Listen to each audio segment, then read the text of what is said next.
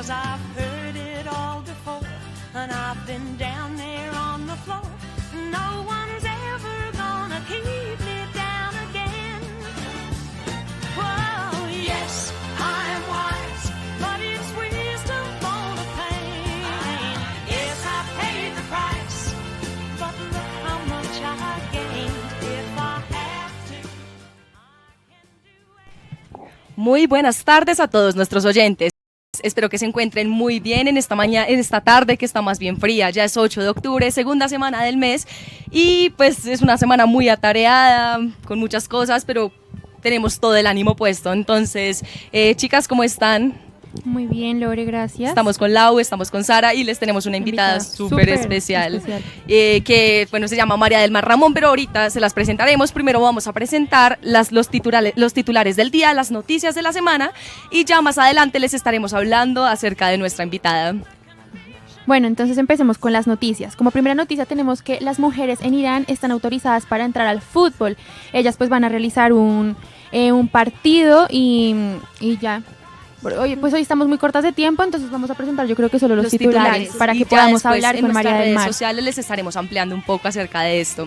Bueno, en segundo lugar van a presentar el primer museo de la vagina en el mundo. Bueno, disfrazan a asesinos de mujeres. En cuarto lugar, la NASA realizará una caminata espacial hecha especialmente por mujeres. Y Arabia Saudita autoriza a mujeres a reservar hotel y la estancia en la misma habitación a extranjeros solteros. Recuerden que pueden seguirnos por nuestras redes sociales, aparecemos en Instagram como La Mujer Tiene la Palabra, también tenemos Facebook, aparecemos igualmente como La Mujer Tiene la Palabra, y nos conectamos todos los martes a las 5 de la tarde. Esperamos sus preguntas, sus comentarios, sus mensajes, entre otros. Bueno, sin más preámbulo, ahora sí empecemos. Entonces hoy les tenemos una invitada, como les venía diciendo, ella es María del Mar Ramón. Entonces, María, ¿cómo estás? Ay, muy bien, muchas gracias por la invitación. Muy rico estar acá. Bueno, y preséntate, o sea, como cuéntanos de ti, cuéntanos de las Viejas Verdes, bueno, todo lo que haces. Bueno, mi nombre es María del Mar Ramón, yo soy escritora y activista feminista, acabo de publicar mi primer libro que se llama Tirar y Vivir sin Culpa, el placer es feminista, y acá en Colombia, yo estoy radicada en Argentina desde hace muchos años, pero acá en Colombia cofundé hace un año el colectivo Las Viejas Verdes por la defensa y para promover la conversación sobre el aborto en las mujeres en Colombia, así que he estado como muy vinculada con ciertos movimientos feministas en Colombia desde hace un año, y eso me tiene súper contenta y súper emocionada, y pues ahora con el lanzamiento de mi primer libro. Sí, ya pueden encontrar su libro en todas las librerías de Colombia. También me comentabas que ya está en Ecuador, está en muchos otros países. Está en Ecuador y Perú por ahora. Ok, entonces para que lo compren y aquí lo pueden observar. Editorial Planeta, ¿cierto? Editorial Planeta. Bueno, Sí. Entonces, la primera pregunta que yo tengo, María del Mar, es ¿qué te inspiró pues para crear este libro? O sea, sí, el feminismo, pero desde tu parte personal, ¿qué fue lo principal? Me inspiró bastante como empezar a poner sobre la mesa estas cuestiones como el placer y como la felicidad y como el deseo de las mujeres como algo importante y como algo extremadamente relevante y como algo que también tiene que tener la categoría de derecho. Porque la verdad es que nosotras todo el tiempo tenemos como estas conversaciones, pues hemos estado muy ocupadas tratando de estar vivas, y eso ha hecho como que se considere que el placer o que la buena vida de las mujeres es una cuestión banal o que es menos importante que estas cosas serias o relevantes como lo son las luchas políticas, que por supuesto son fundamentales, pero incluso en las luchas políticas tienen que ser placenteras para las mujeres. Y yo creo que el placer es como la posibilidad para las mujeres de llevar a cabo sus deseos, y nuestra vida ha estado súper ligada al deber. Entonces ahí creo que hay una ruptura súper importante, mucho más trascendente de lo que nosotras o lo que nos han dicho que es. Y me inspiró poder hablar de estos temas y hablar como de esta perspectiva del placer en nuestras vidas como algo que también es público y que también es político, esa necesidad de llevar estos asuntos como a la voz pública. ¿Podrías decir que el placer, o como expresar el placer, sentir el placer, es un acto de resistencia? Sí, creo que el placer es totalmente un acto de resistencia. Incluso yo diría que es un acto de subversión. Creo que las mujeres hemos estado tan ligadas como al mandato y a los mandatos sobre nuestros proyectos de vida, sobre nuestras vidas y sobre nuestros cuerpos, que sentir placer es contra el sentido común que nos fue dicho y que nos fue dado y con el que se nos fue socializadas. Así que yo creo que es un acto de resistencia revolucionario y subversivo para la vida de las mujeres. Es decir, que nuestro cuerpo y nuestro placer no solamente es un problema de nosotras como mujeres, un problema personal, sino también es un problema público, sí, es un problema político, un problema cultural, social. No sé, ¿qué nos puedes comentar acerca de eso? Porque tú hablas que este problema en sí es político. Que lo personal es político. Lo personal es ¿Por qué? político. Exactamente, bueno, lo personal es político es una frase de las feministas radicales de los 70s que nosotras pedimos prestada todo el tiempo. Se la han como arrogado a Kate Millett, que es una feminista radical también de esa ola, de la segunda ola del feminismo. Tiene cosas muy chéveres. De hecho, Kate Millett tiene una frase sobre el amor que es súper interesante, pero todavía está de lo personal es político. No se sabe bien de dónde vino, pero pues es como un himno del feminismo radical. Y justamente es eso, o sea, nosotras creemos que nuestra experiencia personal es un asunto que nosotras nos inventamos y que es una cosa extremadamente subjetiva que solo nos sucede a nosotras y que entonces debemos resolverlo nosotras, y resulta que nosotras somos sujetas culturales de una cultura muy patriarcal y muy machista. Todo lo que a nosotras nos pasa personalmente está guiado también por unas reglas y unas formas de sometimiento y unas formas de violencia que son dadas de manera cultural y a las que nos sometemos como sujetas integrantes de la cultura. Entonces, cuando decimos que lo personal es político, es justamente como no es algo que sea ajeno a las esferas públicas, sino es justamente causa de las esferas públicas y como de todas las cuestiones públicas. Y todo lo público es político. Todas las decisiones políticas públicas que nosotras vemos en el Congreso, por ejemplo, repercuten de una manera en nuestras individualidades. Y para esto, pues es muy fácil, el ejemplo más sencillo es el aborto, porque es muy gráfico. Entonces, claro, esta gente decide políticamente y toma decisiones políticas sobre nuestros cuerpos. Y eso finalmente tiene unos impactos en incluso la manera en la que nosotras llevamos adelante nuestras relaciones sexuales, porque si nosotras no tenemos garantizadas nuestros derechos sexuales y reproductivos, pues cuando tenemos relaciones sexuales estamos pensando en que si llega a suceder algún error, el Estado no va a responder, y eso es un asunto político, pero el ejemplo es muy claro en lo extremadamente personal que es.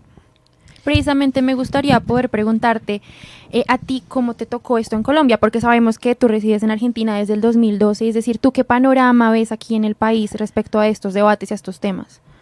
Yo veo que el tema está empezando a ponerse en agenda. En cuestiones de derecho estamos iguales Argentina y Colombia. Lo que pasa es que en Colombia el aborto es legal por una sentencia que emitió la Corte Constitucional, y en Argentina el aborto es legal desde 1921 por un proyecto de ley. O sea, fue un proceso democrático en el Congreso, y en Colombia fue una sentencia de la Corte, que es un fenómeno muy generalizado en Colombia, y es que en Colombia nuestras cortes han sido muy progresistas para un país extremadamente conservador. Y la Corte es la que se ha dedicado a partir casi que de exclusivamente las acciones de tutela a poder otorgar estos derechos que se sostienen a partir de sentencias. En Colombia es legal desde el 2006. La legalidad del aborto en ambos países se define por causales, que son como las razones por las que se puede abortar. El tema es que si tenemos en cuenta la causal salud, que según la definición de la OMS, la salud es un estado de bienestar integral, pues un aborto no deseado afecta la salud psíquica, la salud social, incluso la salud económica, que es algo que también dice la OMS, de las mujeres, y entonces es un aborto que sería legal también en estos términos, ciñéndonos a esta definición de salud. En cuestiones de acceso, de garantía del acceso a la práctica, Colombia incluso es como mucho más, es más fácil garantizar el acceso en Colombia, porque Colombia no es un país federal como Argentina, entonces como que toda esa sentencia rige igual para Colombia, y los organismos como Profamilia y Oriéntame son muy eficientes en garantizar el acceso a este derecho de las mujeres. Pero en cuanto a la conversación sobre aborto, Colombia está bastante atrasado en al menos decir la palabra, como que todavía hay muchísimo tabú alrededor, no solo de los derechos sexuales, reproductivos y no reproductivos de las mujeres, sino específicamente de la palabra aborto y de la experiencia del aborto y hay como mucho tabú y realmente como muchísimos recaudos al hablar del tema que en Argentina pues se vencieron y se desvanecieron todos el año pasado cuando fue la disputa por el proyecto de ley de la legalización. Entonces, creo que ahí como que lo que tiene Argentina es una despenalización social del aborto que se logró en ese proceso y lo que le falta a Colombia es eso y pues a eso es a lo que apuntan un poco las viejas verdes. Nuestro colectivo, el objetivo es la despenalización social del aborto.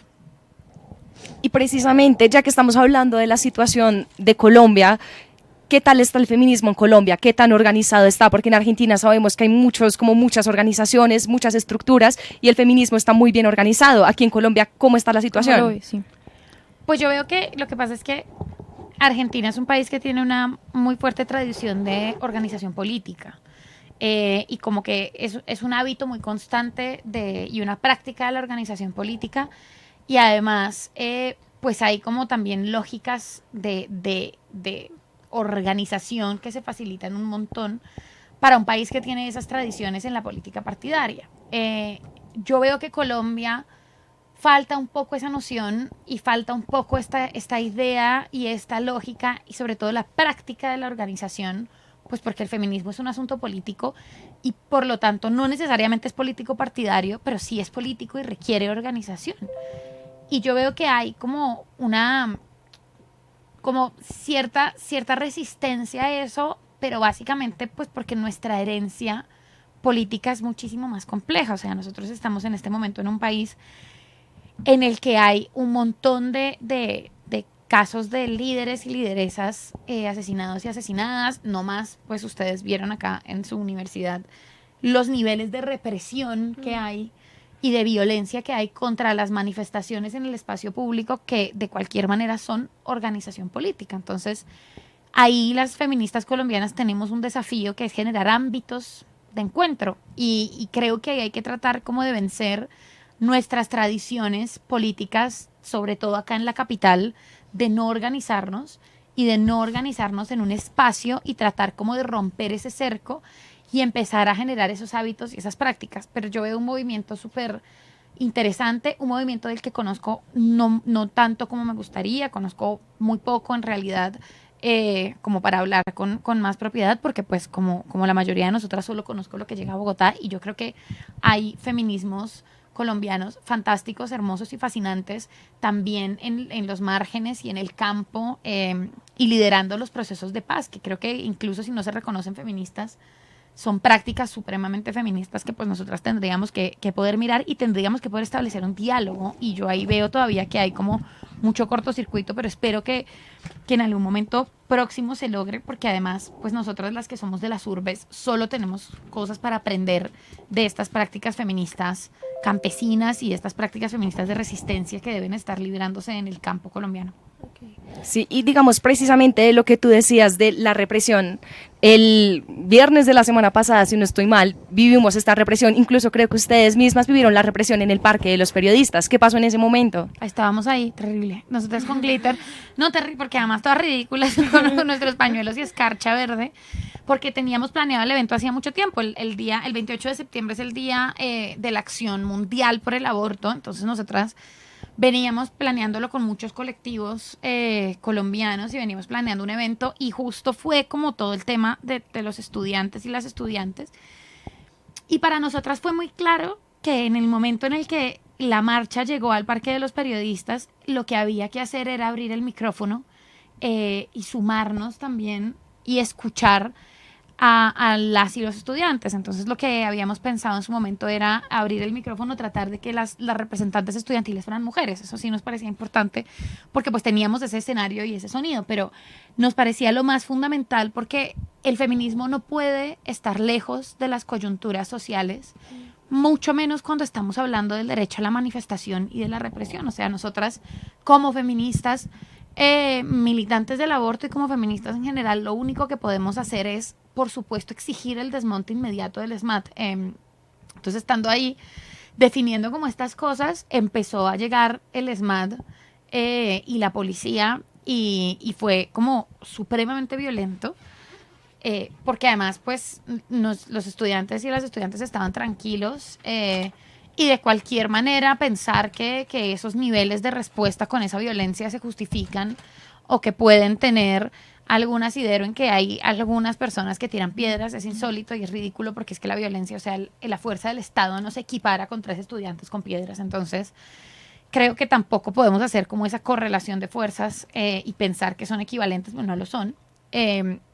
Me pareció tremendo el nivel de represión, tremendo. Nunca en mi vida había visto nada parecido. También porque nosotras, quienes somos de las universidades privadas, nos estamos desayunando represión que quienes son de las universidades públicas llevan conviviendo con esto hace muchísimo tiempo. Y yo creo que esto es algo súper importante para destacar y es fundamental que las universidades privadas estén articulándose con las universidades públicas para el desmonte del ESMAD. O sea, yo creo que es de los fenómenos más interesantes del último tiempo, más necesarios para pensar en una sociedad más igualitaria, porque al margen de universidades privadas o universidades públicas, lo que hay aquí es un movimiento estudiantil. Y los movimientos estudiantiles son los que empiezan las grandes revoluciones de los países, porque los estudiantes son quienes están todo el tiempo cuestionando los sistemas y quienes están todo el tiempo cuestionando la información que se nos da por sentado a todas las demás personas. Entonces, ahí creo que es como hermoso lo que en medio de todo, escabroso el nivel de represión, pero hermoso el nivel de solidaridad que por primera vez vi yo en Colombia entre lo privado y lo público, que es algo que en Colombia está tan claro la diferencia y que se nos remarca tanto todo el tiempo, ¿no? Y creo que es responsabilidad nuestra, de las feministas y de las estudiantes, desmontar esas fronteras entre lo privado y lo público y tender puentes entre lo colectivo, como el movimiento de mujeres o como el movimiento estudiantil. Y precisamente por esto las queríamos invitar a todas ustedes para que este 10 de octubre se unan a la movilización que vamos a hacer todos los universitarios, incluso se van a unir otros sectores de la sociedad para que participen, para que no nos quedemos calladas y luchemos por una sociedad que es de todos. Bueno, Laura. Bueno, sí, pero ahora entonces nos gustaría un poco que nos cuentes del libro, que es el tema grande de hoy, el tema principal, y es que nos cuentes de qué se trata, o sea, así a grandes rasgos de qué se trata tu libro y qué es lo que quieres mostrar en él. Pues es un libro que habla de el placer como conquista de las mujeres y que también habla de el placer como una revolución de las mujeres en contraposición a la violencia y al deber, que son dos cosas que están muy constantes en nuestra vida de mujeres blancas de clase media de una ciudad, pues de ciudades, mejor dicho. Y no solo es el placer sexual o la dimensión del placer sexual, sino justamente el placer en las relaciones amorosas, el placer en la relación con nuestro cuerpo, el placer en el uso de las tecnologías y el placer también como un derecho y una reivindicación después de la violencia. Como creo que eso sería como a grandes rasgos de qué trata y no es, a pesar del título, no es un libro tan feliz como me habría gustado, pero el segundo se va a llamar El placer, ahora sí en serio, creo que es bueno. Pero sí es un libro que busca como hacer una crítica al sentido común del deber de las mujeres y cómo eso nos ha tallado en un montón de censuras sobre nosotras mismas y sobre nuestras alternativas y opciones de vida y cómo la culpa es todo el tiempo como nuestro propio SMAT, como la culpa es como nuestro SMAT internalizado y como también es un dispositivo de aleccionamiento muy eficiente para mantenernos como alejadas de nuestro deseo y de nuestra posibilidad de ser felices y de estar más realizadas con lo que queremos hacer. María del Mar, yo tengo una pregunta. Digamos, tú, pues que estamos hablando de la culpa, pues de tu libro y esto, ¿tú qué le dirías a una persona, bueno, a una mujer que quisiera como deconstruirse, o sea, de algo, o sea, pues sí, como toda su vida ha sido como con los mismos, ¿cómo se dice? Como con los mismos ¿Mandatos? Ajá, exacto, que toda la vida se le ha dicho qué hacer, se le ha dicho que es esto, que la sexualidad es esto, que lo que está bien es esto, digamos que el sexo tú no puedes mostrarte como eres porque está mal, que masturbarte está mal, que decir que quieres tener sexo está mal, o sea, como tú, sí, ¿qué le dirías a una mujer que de verdad quisiera Y como que precisamente eso cambiar es de su lo que estás pensamiento? hablando un poco y es que eso nos lleva a censurarnos, ¿no? Entonces Ajá. empezar a mentir y no sé, Exacto, como que sí. nos puedas hablar un poco de eso, Apenarse tal vez también. como dejar dejar de censurarnos, cómo dejar de mentir, porque yo creo que muchas lo hemos hecho y que también es un tema que tocas en el libro. Sí, y quiero decir otra cosa. Digamos también con respecto a los hombres, o sea, relacionándolo un poco con eso, muchas veces también nosotras nos censuramos con ellos por pena o miedo a no ser como muchas veces aceptadas, porque si una mujer es liberal digamos con respecto al tema del sexo, muchas veces se te es juzgada. Entonces tú ahí tienes como pues ese pensamiento puesto. Entonces, ¿cómo deconstruirlo? Sí. Varias cosas. Primero, tengan amigas feministas y valoren un montón a sus amigas feministas y háganse feministas con sus amigas y cuestionen todo y traten como de realmente cuestionar estos mandatos en colectivo, que es lo más importante. Segundo, háganse la paja un montón. Creo que es súper importante y súper fundamental entender también el placer propio y entender las formas que tiene el placer propio y entender el cuerpo pues como una herramienta y un territorio placentero. Y tercero es tengan paciencia y compasión y no den por sentado que lo que les dijeron y lo que nos dicen nuestras tías cuando vamos a comer y lo que vemos que hace la gente es la única manera de ser feliz en el mundo, porque no lo es. O sea, es decir, hoy en día tenemos cifras y tenemos estadísticas de lo que fallan de los matrimonios y como un montón de evidencia de que el modelo del mandato no funciona, que es como el modelo hegemónico, pero tampoco tenemos una respuesta. Entonces yo creo que como feministas, sobre todo que creemos en el amor, no en el amor romántico, pero sí en el amor, porque pues yo con esto sí soy como quizás muy tonta, pero yo creo que todos queremos y todas queremos que nos quieran y no me voy a parar a decirle a las mujeres que lo que pasa es que tenemos que boicotear nuestras relaciones sexoafectivas, mucho menos a quienes nos consideramos heterosexuales, porque pues no es así. Yo quiero relacionarme con hombres y quiero también poder construir y quiero amar y quiero ser amada. Entonces, esa pregunta de cómo vamos a amar ahora creo que es una pregunta súper angustiante para las mujeres, pues porque no hay una respuesta. Pero creo que la idea de poder tener amigas y poder desmontar el amor como el amor de pareja como la única opción de amar y tener amigas a las que amemos y con las que colectivicemos estas preguntas y estas angustias y también estas emociones, es más fácil para cuestionar incluso cómo nos vamos a relacionar con nuestras parejas. Entonces yo sí como que soy muy enfática en que la amistad feminista es un modo de vida que creo que es supremamente también subversivo con lo que nos dijeron que era el amor, que es como el amor de pareja como único conjuro para no morir en soledad y para garantizarnos cumplir con las expectativas de los demás. Y mientras tenemos amigas podemos cuestionar este modelo de vincularnos y podemos empezar a crear otros modelos y a pensar otras formas de vincularnos con nuestras parejas sexoafectivas. Pero sí me parece que ninguna revolución ni ningún cambio social es posible en soledad y además pues es muy triste tener que estar sola pensando sobre estas cosas y estas angustias. Y por el otro lado, de vuelta, como yo entiendo que quizás sea polémico decir que la masturbación es algo muy fundamental para las mujeres, pero lo es. Y creo que para la plenitud de nuestras vidas sexuales es imprescindible realmente que nos hagamos pajas. O sea, no hay otra manera de reterritorializar nuestros cuerpos si no es esa, y de entender también que nosotras podemos darnos muchísimo placer y que el placer, en lugar de ser algo que sucede siempre para un otro y el cuerpo siempre a disposición de un otro, es también nuestro. Entonces yo, ahí sí, mi consejo es ese. Un consejo muy informal, pero en el que creo profundamente. Y nosotras les estuvimos preguntando a nuestros oyentes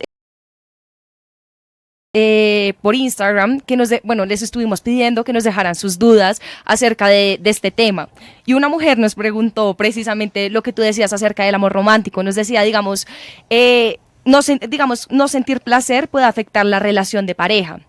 Entonces, esto lleva a que muchas veces finjamos el placer, que muchas veces finjamos los orgasmos, entre otras situaciones. En ese caso, ¿qué se podría hacer? ¿Qué podría hacer la mujer? Pues ella pregunta, en ese caso, ¿qué podría hacer yo para decir no? Para decir como no tengo por qué estar simulando y pues lograr no dañar como su relación de pareja. Masturbarse. De verdad, o sea, esa primera respuesta es importante. No muchas veces, sino la mayoría de las veces las mujeres heterosexuales fingimos orgasmos y la gente cree que es porque nosotras somos, o sea, para mí hay un discurso súper horrible que es como, la culpa de que los hombres sean malos polvos es de las mujeres que fingen orgasmos. Y no, la culpa de que los hombres sean malos polvos es de los hombres que son mal polvos. O sea, no tiene nada que ver con que nosotras fingamos orgasmos.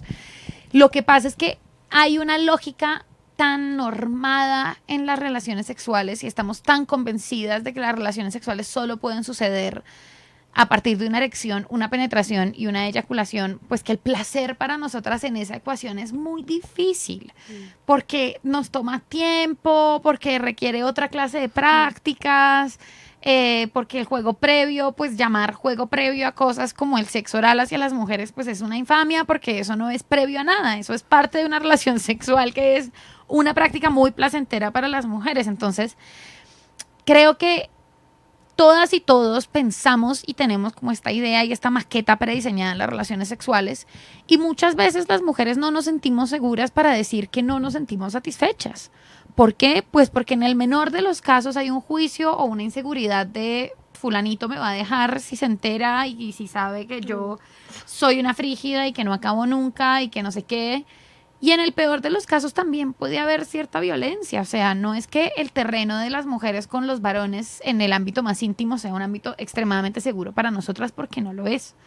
Entonces pensar que además de que en nuestro país todavía hay muchísimo tabú sobre hablar de sexo, pensar que las mujeres la mayoría de las veces no estamos habilitadas para hablar de sexo y que además pedirnos a nosotras que cuando nos acostamos con un tipo, con todo lo que eso implica, incluso si es nuestra pareja y toda la seguridad y virilidad que han montado los hombres con la idea del placer de las mujeres, seamos capaces de decirle, oye, lo que pasa es que yo no acabo para nada con lo que tú haces y llevo sin acabar desde que te conocí. Es pedirnos un montón, o sea, no es tan fácil porque eso no es un ejercicio que realmente brote de la voluntad, sino de una construcción. Entonces yo creo que sí, primero, si no te has hecho la paja y si no has podido acabar tú con tus propios términos, es difícil también saber qué es lo que te gusta y esa primera experimentación con el cuerpo es súper fundamental. Y segundo, tratar de estimular la palabra en las relaciones sexuales con hombres y tratar de habilitar la verbalización del deseo de las mujeres. Yo siempre les digo a los hombres que está muy bueno que pregunten todo el tiempo, que eso es una muy buena práctica y que tratemos de erotizar la pregunta, o sea, de erotizar todo el tiempo las palabras en las relaciones sexuales. Y para todas y todos, pues una recomendación muy importante es, por ejemplo, el sexting. La gente cree que eso es una idiotez y el sexting realmente ayuda un montón a que las mujeres podamos decir lo que nos gusta sin la idea de tener a la otra persona al frente y el miedo al juicio de que nos tilden de putas o de una cantidad de prejuicios y de estereotipos ridículos que nuestra sociedad todavía tiene en el momento de las relaciones sexuales hacia las mujeres. Entonces yo creo que como tratar de pensar sobre esas prácticas es bueno y es constructivo y finalmente pues eso, tratar de verbalizar el deseo. Ella no tiene que pararse y decirle la verdad es que tú no me haces acabar nunca, sino yo acabo de esta manera.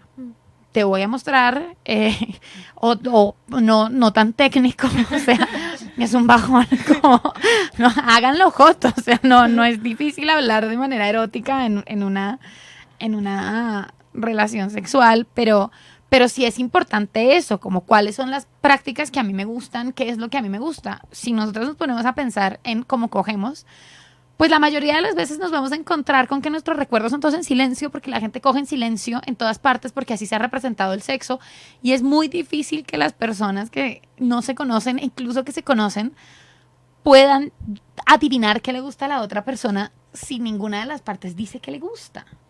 Es muy ridículo, o sea, es sinceramente muy estúpido que sigamos haciendo eso y lo seguimos haciendo. Entonces yo creo que para ahí es como, mis recomendaciones son sexting, por un lado, y tratar de verbalizar como y también de pensar sobre el deseo y paja, por otro lado. Me parece fundamental que la chica que nos consultó se masturbe. Sí, es que precisamente otra pregunta que nos hicieron es acerca de la virginidad. Y es una persona que no tiene experiencia, que le da miedo tal vez salir y tal vez no poder complacer al hombre, que es una idea que tenemos, yo creo que todas las mujeres inconscientemente. Y es, ¿qué hacer ante esto? Es decir, ¿qué hacer? Conoce si no tiene experiencia aún. Exacto. ¿qué hacer qué hacer ante tener una relación sexual y pensar como en las expectativas Sí, de la en otra el- persona? Pero sí, pero la persona no ha tenido experiencia aún con relaciones sexuales. Sí. Entonces no sabe lo que le Como gusta, no sabe miedo lo que le a gusta. Sí. miedo tal vez a hacerlo mal y a que tú no puedas sentir ese placer del que estamos Y hablando. también como yo quisiera como agregar algo a esto, que también me gustaría como qué opinión tú tienes acerca de lo que ella dijo sobre pues que es una mujer virgen y todo, entonces eso también le crea como pues estereotipos. Sí, estereotipos en la cabeza, entonces pues obvio es virgen y está pensando directamente en cómo complacer al hombre, entonces ¿qué concepto tú tienes primero sobre la virginidad y después Sí. responder? Sí. Que no existe son los papás. La virginidad, literal. o sea, no existe. Debutar sexualmente tampoco existe, no. La primera vez que uno tiene una relación sexual, ¿cómo lo definimos? ¿Qué? ¿Penetración? Si uno tiene una relación sexual penetrativa, qué mediocridad. Porque, pues, está bien, pero la primera vez que uno tiene una relación sexual penetrativa, pues es la primera vez que uno tiene una relación sexual penetrativa. Eso no significa que sea la primera vez que uno siente intimidad, ni que sea la primera vez que uno siente placer, ni que ni siquiera sea la primera vez que uno tiene una relación sexual, pues porque el sexo es algo mucho más abarcativo que la penetración. Entonces, yo ahí creo que todas nosotras crecimos con una idea terrible sobre la virginidad y sobre la sexualidad. Primero, miedo a hacerlo mal. Exacto, No hay, eso es lo que como nos no hay- preguntan. no hay manera de arruinar esto, como esto no sale mal. Y también como, bueno, entonces por miedo a hacerlo mal, empezamos a caer primero en muy mala pornografía y después porque hay muy buena pornografía, pero por lo general una cuando no sabe y no experimenta con la pornografía también cae como en una pornografía terrible. Y además de eso, en esta lógica de fingir, ¿no? Como, bueno, sexo para otro y sexo para satisfacer a un hombre. Y yo creo que eso, si esta persona no ha tenido relaciones sexuales, pues está súper a tiempo de salvarse de una experiencia cuanto menos muy mediocre, como fueron todas nuestras primeras veces, y en el peor de los casos muy violenta. Y básicamente lo que yo le recomendaría, parezco un disco rayado, pero realmente lo que yo le recomendaría es primero que se toque y primero que experimente con su propia sexualidad y con su propio deseo y que no le tenga miedo a tocarse su cuerpo antes de que alguien más toque su cuerpo. O sea, creo que eso es supremamente importante. Y después que sea como, si tiene ganas, lo más honesta posible con que está experimentando en un primer, como no sé, un primer encuentro sexual de alguna manera y que le gusta o sabe que le gustan estas cosas, pero pues que está abierta también a ver cuáles otras. Eso sería como el universo ideal, pero obviamente como yo sé que las mujeres tenemos mucho miedo de decir estas cosas, pues que trate de no ceder ante la experiencia de un otro, porque es que no hay mucho que saber sobre las relaciones sexuales más allá del deseo propio. O sea, no es que sea física cuántica y que aprendes un montón en el 10º semestre, no, tienes un deseo y sabes cómo satisfacerlo y eso se hace mediante la masturbación y mediante encontrar tu propio deseo. Entonces yo creo que mi recomendación sería, probablemente te vas a encontrar con un tipo que lo que va a hacer es pensar y reafirmar sexo penetrativo aburrido y te va a parecer extremadamente aburrido y mucho más sobrevalorado de lo que pensabas. Entonces, ojalá esa no sea la situación y ojalá sí puedas como ponerte en el lugar de decir, a mí me ha gustado esto, pero no sé qué onda con otra persona. Y quiero ver qué onda con otra persona y quiero que alguien más me toque como me toco yo y quiero ver cómo te gustaría a ti tocarme y quiero como experimentar con otro cuerpo en lugar de eso otro a lo que estamos tan acostumbradas y que es tan poco placentero para las mujeres. Y yo siento que todavía hay muchísimos prejuicios acerca de la masturbación. Muchas personas se sienten culpables por hacerlo, incluso por ver pornografía. ¿Qué piensas acerca de esto? Ay, a mí me parece tristísimo. Pero todas nosotras, pues no sé ustedes, que yo no sé cuántos años tienen ustedes. 23. Ah, 20. Me parece que han cambiado mucho las narrativas muy rápidamente y eso está súper bien en el último tiempo. Pero obviamente apenas, o sea, por ejemplo, hace muy poquito salió una película que se llama Booksmart, que a mí me gustó un montón y la recomiendo mucho.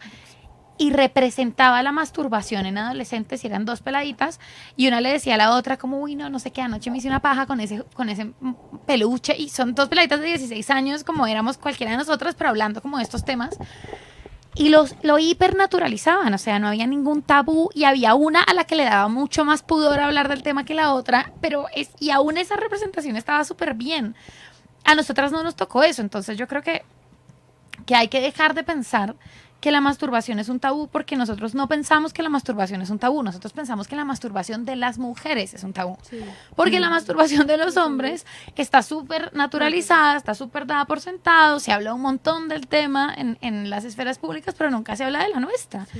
Y nosotros tenemos que apropiarnos de la masturbación, apropiarnos del hecho de masturbarnos y de buscar qué nos gusta y qué no nos gusta y qué nos genera placer y qué no nos genera placer, uno sobre el cuerpo y dos sobre el deseo. Entonces ahí, con lo de la pornografía, ¿no? Todo el mundo ve pornografía, o sea, no, yo lo que recomiendo es, si en algún momento se copan con la idea y si son feministas y están empezando a tener ciertas dudas sobre los consumos que tienen, ver y buscar e indagar sobre pornografía feminista. Que la pornografía feminista es básicamente pornografía que está hecha en condiciones más éticas, con las actrices y que representa diversidad corporal, pero no es que la pornografía feminista tenga más abrazos y más besos y más caricias, porque eso no es necesariamente lo que nos calienta a las mujeres nos calientan un millón de cosas distintas como a las personas, o sea, no podemos hablar de un deseo femenino, podemos hablar, eso sí, de una forma de representar más ética y una forma de producir más ética. Pero de resto, si se encuentran pensando en que las calientan los peluches o la gente que se frota con bombas, pues está bien. O sea, hay gente a la que le calienta eso y está bien. O sea, no hay una calificación moral sobre el deseo. No hay deseos buenos ni hay deseos malos. No hay deseos feministas ni hay deseos menos feministas. Hay deseos. Yo quisiera preguntar precisamente si, digamos, para masturbarse, y como lo dice tu libro, dejar de sentir culpa al masturbarse, es necesario tal vez un poco sentir amor propio, y es decir, muchos creemos que por masturbarse, no sé, esto es sinónimo de soledad o ese tipo de cosas, y otras cosas que además se le han inculcado a la mujer, como que, no sé, como que estás fea, que estás gorda, que si te vistes de tal forma te ves fea. Entonces, como tal vez un poco eso reside un poco en el amor propio, en verte al espejo y decir, eres bella, te ves sexy, te ves bien.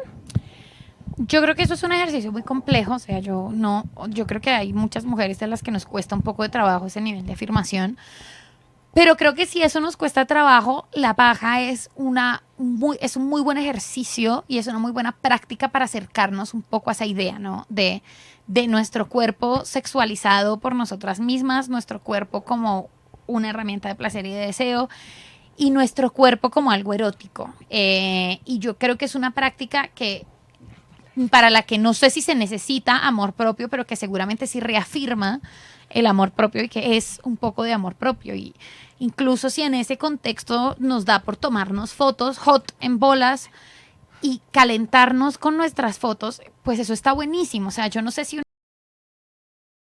una se puede mirar y decirse todos los días qué linda que soy, cómo me amo. A mí eso me cuesta un montón y no, o sea, no creo que eso sea un conjuro no creo que sea una solución. Porque me parece que no reside en eso, sino que reside en tratar de cambiar una sociedad que pondera y valora un montón unos cuerpos sobre otros.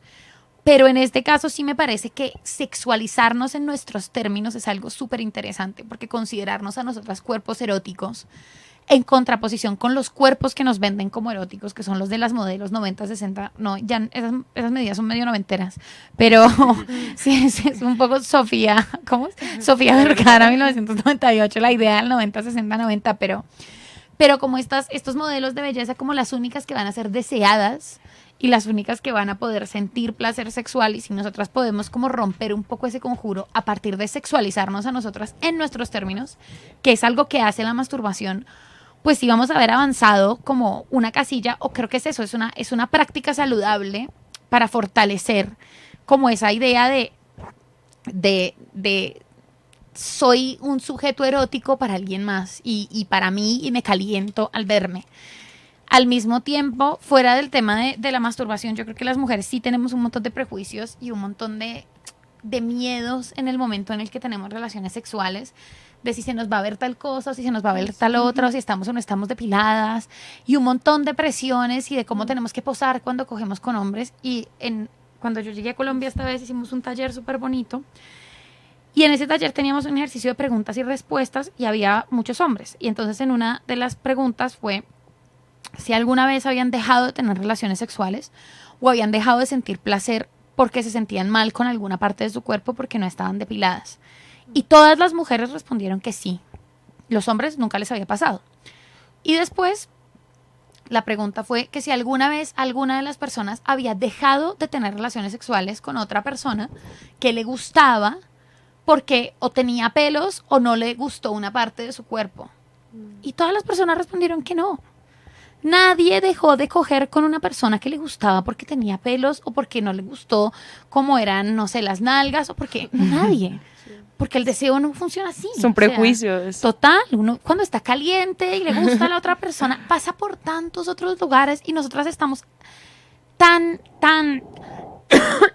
enterradas sobre la idea de qué pasa porque nos vemos lindas y somos perfectas. Nadie es perfecto.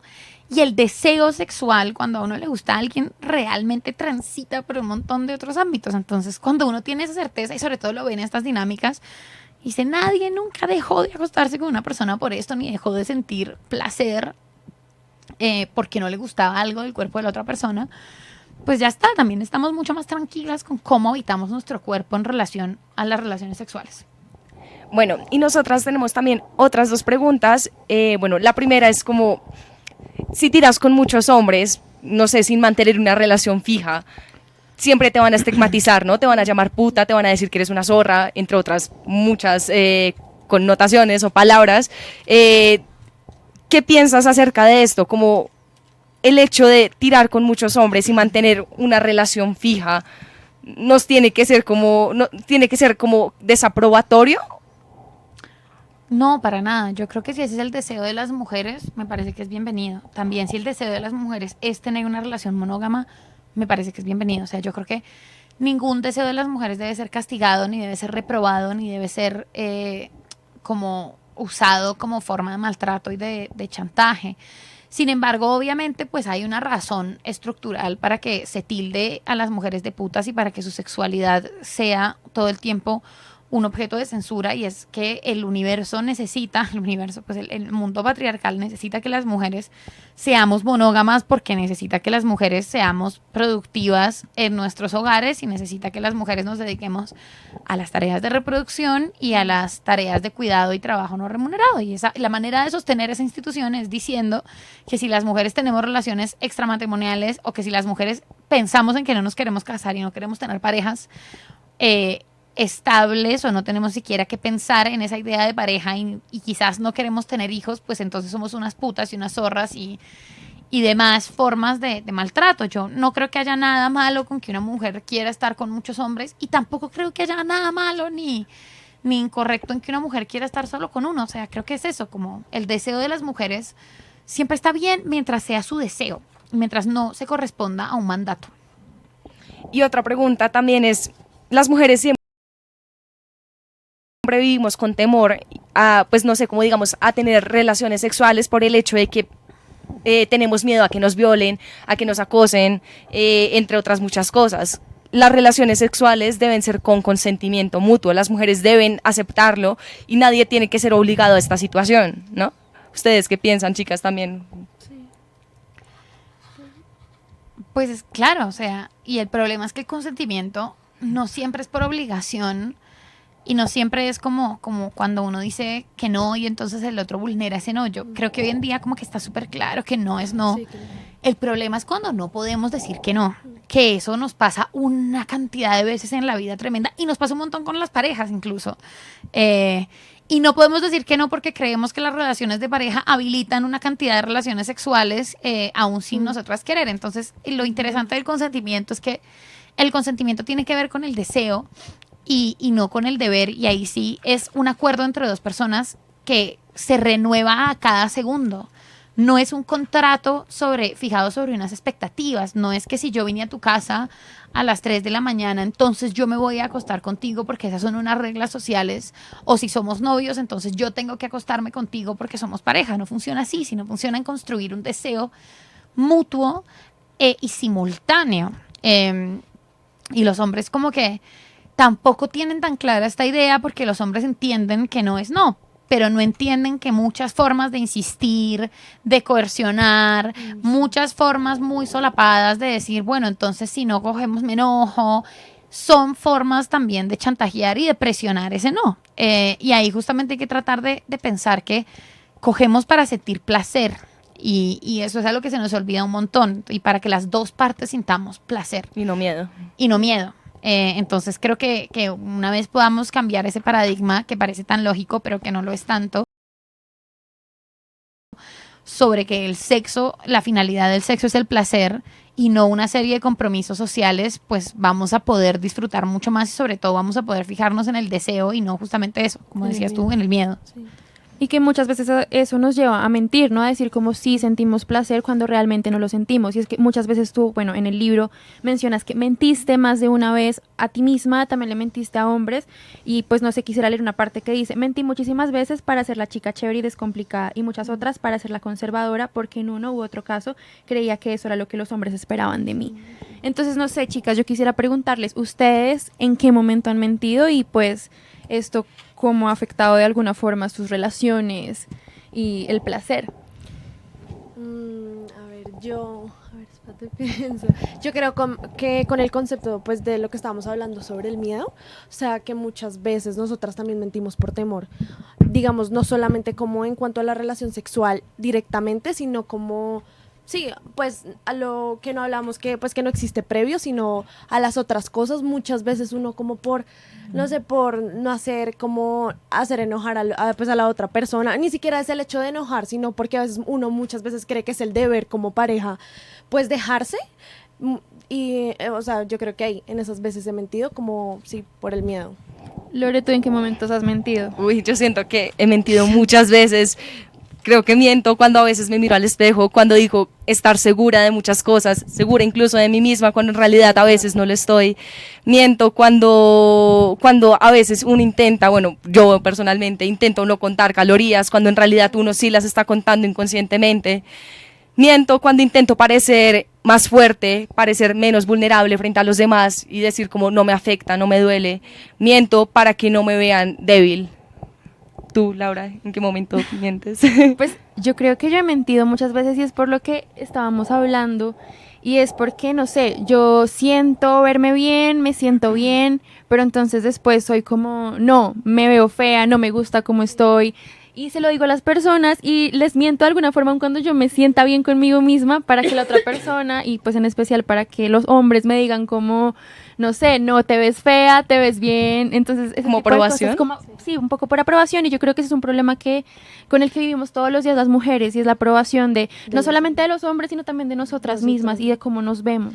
Yo también creo que, digamos, con el tema de mantenerse como conservada, muchas, no actualmente, o sea, no lo digo actual porque ya, o sea, uno como con el tiempo y cuando crece empieza como a cambiar su forma de pensar, pero digamos, antes, yo creo que uno muchas veces como para que si no te tildaran de puta o que eres una zorra y cosas así, uno siempre como que tiende a, sí, a mostrarse como... Sumiso, como en el colegio, ajá, sí. exacto, ajá, y como conservada y cosas así, y que el tema de la sexualidad es un tabú o hablar de lo que te gusta también es un tabú, yo creo que pues muchas veces como en eso. Y Del Mar, ¿tú por qué dices que inicias el libro mintiendo? Porque yo no sé ni tirar sin culpa ni vivir sin culpa. Lo siento un montón. Pero estoy tratando de aprender. No, me parece que es algo muy difícil de desmontar, pero creo que pues escribí todo un libro a partir de todas las preguntas y de las cosas que yo encontré como para entender el origen de la culpa en mi vida y en nuestras vidas y para a partir de entender el origen de la culpa poder pensar en una forma más eficiente de destruirla. Bueno, y el tiempo es muy corto, así que pues creo que Ya estamos llegando al final. Les queremos terminar leyéndoles una frase que es del prólogo, que es de Luciana Pecker, que nos pareció muy linda y que pues en realidad nos tocó mucho porque creo que el libro en parte es muy doloroso y que es muy doloroso, pero también es muy lindo, te reconforta, pero también creo que en parte nos representa a todas de cierta forma y representa a toda Latinoamérica, a todas las mujeres. Lo que está mostrando y lo que intentamos mostrar hoy es que a todas nos pasan este tipo de situaciones y no es algo por lo que debamos tal vez sentirnos incómodas o no hablar, porque a todas nos pasa, a cada una de nosotras nos pasan estas cosas. Bueno, dice, si hay cuerpos despoblados de posibilidades, no hay ningún cuerpo de mujer habilitado para ser posible, salvo el cuerpo imposible. El que es delgado sin llegar al hueso, el que es pulposo sin rellenar, el que es producido sin simular y el que es excepción para que la felicidad no pueda replicarse sin frustración, cabalgando en cada boca que se cierra el placer de comer, para ser digna del placer de coger, después de ser indigna del displacer de ser una chica bien. Bueno, Delmar, muchas gracias por venir aquí, por compartir con nosotras, contarnos tu experiencia, también por compartirnos tu historia en este libro. Recuerden que lo pueden conseguir aquí en las librerías, en Colombia, también en otros países. ¿En cuáles eran? En Ecuador y Perú. Ecuador y Perú, se lo recomiendo mucho. Nosotros pues vamos por la mitad, toca terminarlo de leer, pero les iremos contando cómo nos va. Y ya, pues eso fue todo por hoy. Espero que nos sigan en nuestra próxima transmisión. Recuerden que estamos todos los martes de 5 a 6 de la tarde. Pueden seguirnos por nuestras redes sociales. Aparecemos en el Instagram como La Mujer Tiene la Palabra, también en Facebook como La Mujer Tiene la Palabra. Y ¿nos podrías dar tus redes sociales también? @delmar _RB en Instagram y @delmar R_B pequeña en Twitter. Muchísimas gracias por la invitación, de verdad, qué rico y qué felicidad y qué rico poder compartir con chicas tan jóvenes, me parece súper bonito. Muchas gracias. Muchas gracias a ti también y a ustedes que estén bien. Y los dejamos con la canción Ella de Bebe.